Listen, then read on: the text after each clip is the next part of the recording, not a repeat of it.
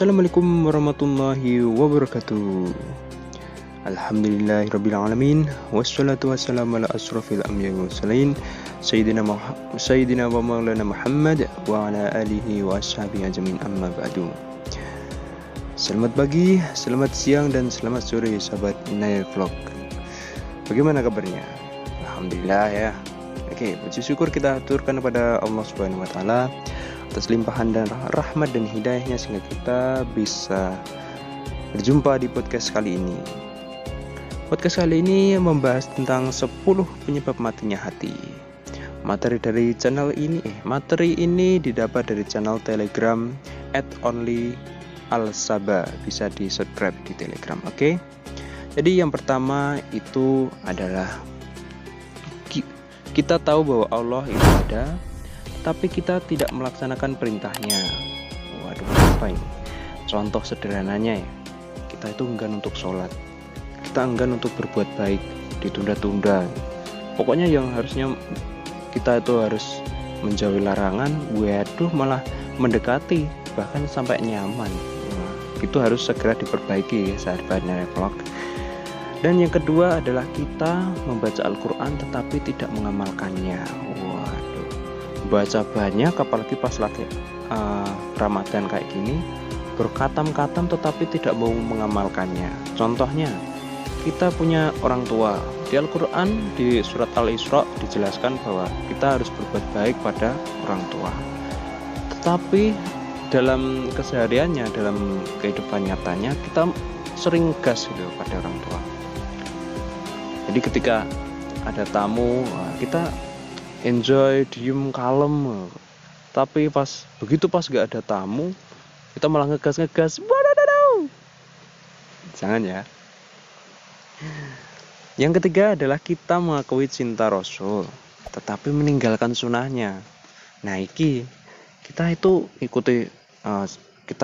mengaku kalau kita cinta pada Rasulullah SAW. Kita bersolawat terus, tetapi kita tidak mencontoh perilakunya Nabi Muhammad SAW. Misalnya kita minum pakai tangan kiri, kita kuku kita dipanjangin, suka membenci orang lain dan sebagainya. Seperti itu ya. Jangan sampai kita itu karena sudah menyunah atau sudah ahli sunnah, tapi kita mencela orang yang tidak ahli sunnah, yang belum mengamalkan sunnah Rasulullah. Nah, kalau bisa itu diingetin pakai tangan. Nah, kayak gini. Nah, kalau nggak bisa pakai lisan, diomongin. Oh, kalau kayak gini tuh nggak boleh. Kalau minum tuh pakai tangan kanan, seperti itu. Kita juga memberikan contoh juga. Kalau nggak bisa itu pakai hati, alias didoakan, ya Allah semoga si fulan ini bisa mendapatkan hidayah. Seperti itu. Islam tuh indah. Yang keempat itu kita mengakui setan itu musuh, tetapi kita mengikuti rayuannya. Nah, mungkin pendengar kali ini mungkin pernah mendengar bahwa Umar bin Khattab dulu berduel dengan jin penunggu. Khalid bin Walid memenggal kepala jin Uzza. Nah, kalau sekarang setan malah jadi ditakutin. Jolbat kono yo, angker kono. Atau di film horor kan seolah-olah bikin propaganda. Nah, kalau setan itu lebih mengerikan daripada manusia. Juga pas Ramadan kayak gini, Tuhan menjanjikanmu surga, tetapi Anda muter ke warteg. Berzina itu juga rayuan setan. Kita juga harus benar-benar mengingkari setan. Kita harus jangan ikuti langkah setan seperti itu. Protokol besarnya setan itu apa? Protokol besarnya setan itu memisahkan antara suami dan istri, alias bercerai. Pokoknya itu jangan sampai menjadi orang ketiga. Orang ketiga itu setan. Iya, memang setan.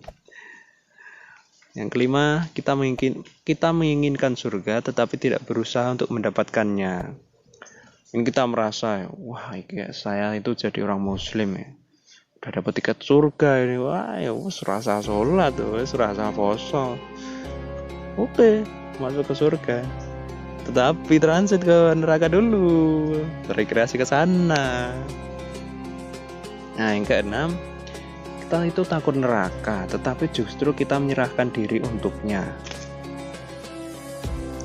Kita hidup di akhir zaman ya, yang banyak huru-hara, kemaksiatan merajalela di mana-mana. Semoga kita terhindar dari pedihnya api neraka. Air laut di dunia ini tidak dapat memadamkan api neraka jahanam, walau pada batu kecilnya sekalipun.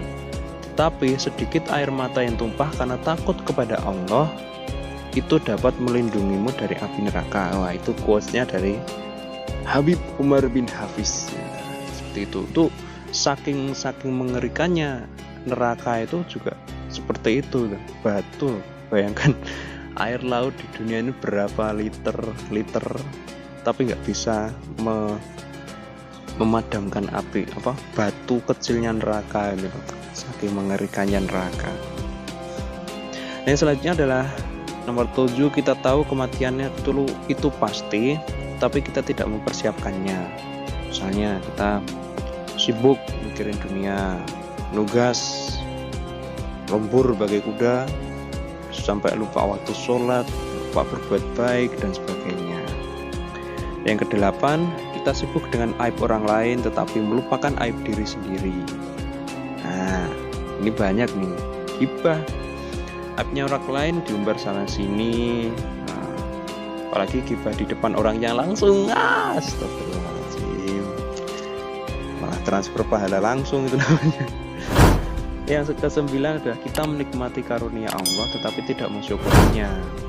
Nah, kalau lupa sekarang yuk bersyukur, alhamdulillah bisa hidup, bisa makan, bisa puasa. Mungkin ada yang nggak puasa, nggak apa-apa. Dan kita itu jangan lihat ada yang ada di atas kita, atau yang di dunia itu jangan lihat yang di atas kita, tetapi melihatlah yang di bawah. Yang ke-10 adalah kita ikut mengubur saudara kita yang telah meninggal, tetapi kita tidak mengambil pelajaran. Kita nggak mikir, waduh iya, sesuk nek mati ki kepiye? Sesuk nek mati ki sapa sing nguburke? Sing mati kayak kepiye? Pas ketemu malaikat bagaimana dan sebagainya. Itu juga harus dipikirkan seperti itu. Nah, segitu dulu aja ya guys. Jadi ada 10 penyakit hati ya. Ya, 10 penyebab matinya hati. Oke. Ini saya juga masih belajar.